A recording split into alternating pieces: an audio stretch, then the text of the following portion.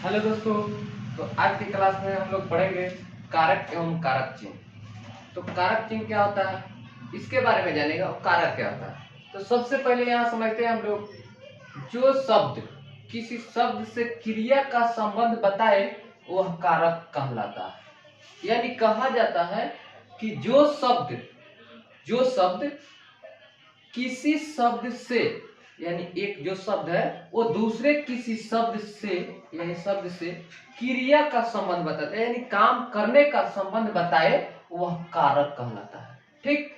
उसके बाद अथवा किसी वाक्य में जो शब्द क्रिया को, अगर कोई वाक्य दिया है उस शब्द में क्रिया को संज्ञा या सर्वनाम से, यानी अगर कोई वाक्य दिया है उसमें क्रिया को संज्ञा या सर्वनाम से जोड़ते हैं वह कारक चिन्ह कहलाते हैं। यानी कहा जाता है कि जो शब्द एक शब्द दूसरे शब्द को जोड़ता है वो कारक कहलाता है। और वहीं अगर एक वाक्य में अगर क्या कहा जाता है, एक वाक्य में कोई अगर शब्द है और उस शब्द में जो चिन्ह, क्या चीज, जो चिन्ह होगा वो दूसरे क्रिया से माने जोड़ने का काम करता है, यानी संज्ञा या सर्वनाम से जोड़ने का काम करता है, वह क्या कहलाता है, कारक चिन्ह कहलाता है। जैसे श्री कृष्ण ने सत्य की रक्षा के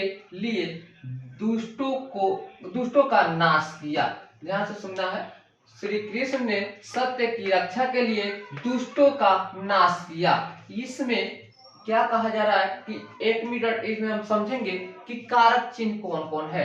तो हम यहाँ देखते हैं एक ये चिन्ह और एक यहाँ है और एक यहाँ है और एक यहाँ है, ये सब कारक चिन्ह है। अब यहाँ हम देखते हैं नीचे क्या लिखा हुआ है, यहाँ पर ने की के लिए और का कारक चिन्ह क्रिया को क्रमशः श्री कृष्ण सत्य रक्षा और दुष्टों से जोड़ने के लिए आए हैं, अतः एक कारक चिन्ह परसर्ग विभक्ति कहलाते हैं। समझ गए,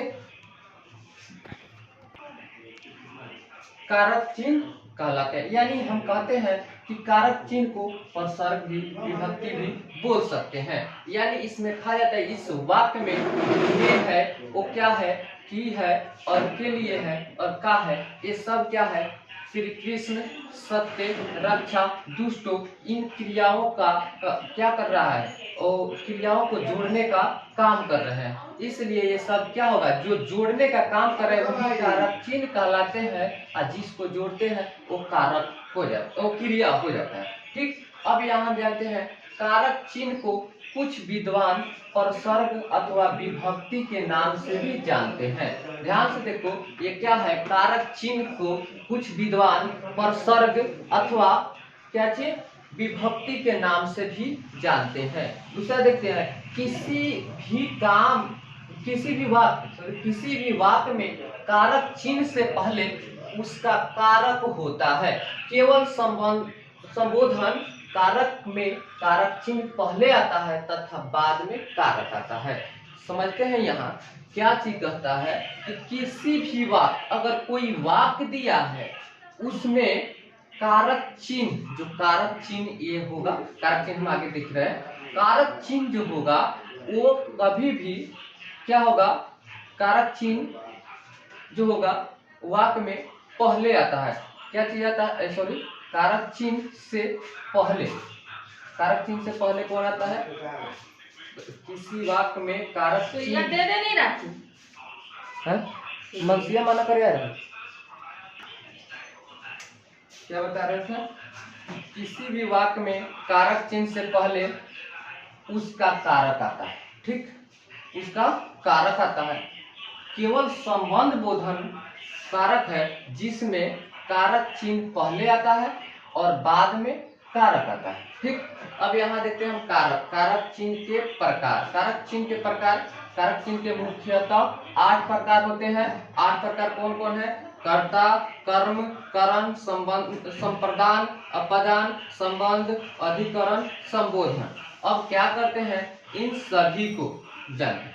इन सभी में हम जाते हैं, इन सभी का चिन्ह इधर दिया हुआ है। कर्ता ने कर्म को, या शून्य नहीं भी हो सकता है, कर्म से संप्रदान के लिए, अपदान से संबंध का, की के, रारी रे, अधिकरण में, पर, संबोधन हे, अरे, अजी, सुनो।